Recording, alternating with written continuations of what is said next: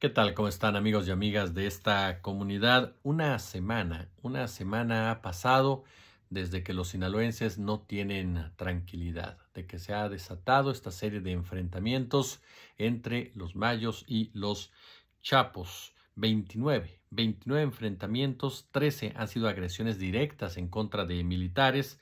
A la fecha suman 2 militares asesinados, 3 más heridos. Según datos de la Sedena, se han asegurado más de 100 armas largas, 29 armas cortas, más de 25,000 cartuchos de diferentes calibres, 57 vehículos, de los cuales 12 son blindados, una patrulla clonada de la Policía Municipal de Culiacán.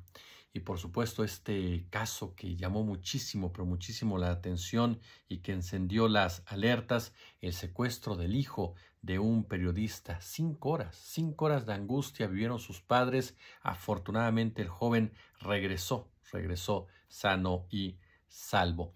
Ahora, hay una declaración que ustedes me pidieron precisamente que analizáramos, que platicáramos, y que sin duda alguna viene a enmarcarse de esta pandemia, de esta narcopandemia que se vive en Culiacán, porque no podemos definirla de otra manera. La gente está encerrada en sus casas y no lo está por el COVID-19, sino por el miedo a las balas.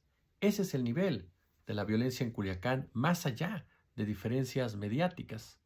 El hecho de suspender una fiesta popular como la del Grito, suspender clases, un impuesto autotoque de queda entre la ciudadanía. Una realidad que no se escapa, por supuesto, a la crítica. Y una declaración por parte del representante militar que generó indignación, que en definitiva, que generó molestia. Jesús Leana, comandante de la Tercera Región Militar, quien dice lo siguiente cuando se le pregunta ¿cuándo los sinaloenses alcanzarán la paz? Te pregunto, ¿cuándo regresaremos nuevamente a la normalidad? Queremos que sea lo más rápidamente posible, pero no depende de nosotros. Depende de los grupos antagónicos que dejen de hacer su confrontación entre ellos y que estén dejando a la población en paz para que viva con tranquilidad. Una declaración totalmente desafortunada, que da la impresión, que manda el mensaje de una autoridad rebasada por los cárteles de la droga, una autoridad rendida ante los criminales. Por el otro lado, se puede entender a un general que la referencia que hace es que no son ellos los que están provocando los enfrentamientos. Sin embargo, aun cuando esto último hubiera sido su intención, la forma en cómo lo pronuncia y la forma como lo estructura, en definitiva, no es una buena señal. Y es sumamente cuestionable la postura que asume ante este hecho.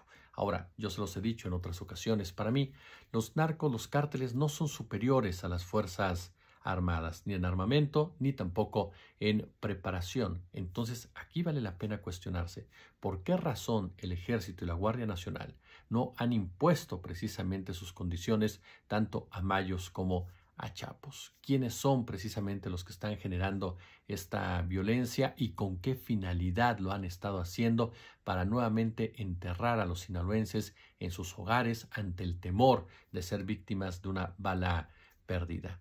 Urge en definitiva, señor general, que sin importar si los capos son los que provocan o no provocan la violencia, enfrenten toda la fuerza del Estado. Los ciudadanos y ciudadanas, por supuesto, que habitan esta zona del país, así como otras Chiapas, Ostula y demás, merecen la tranquilidad y merecen sentirse resguardados y cuidados por sus propias autoridades.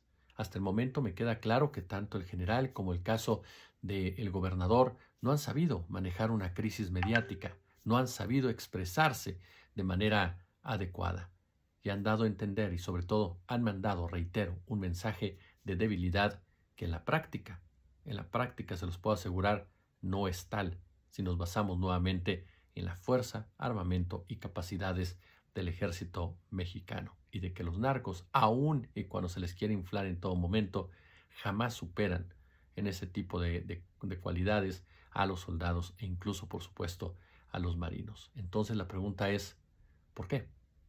¿Por qué se les permite operar de esta manera?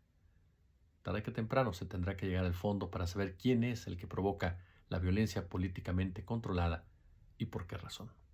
Como siempre un gusto, como siempre un placer.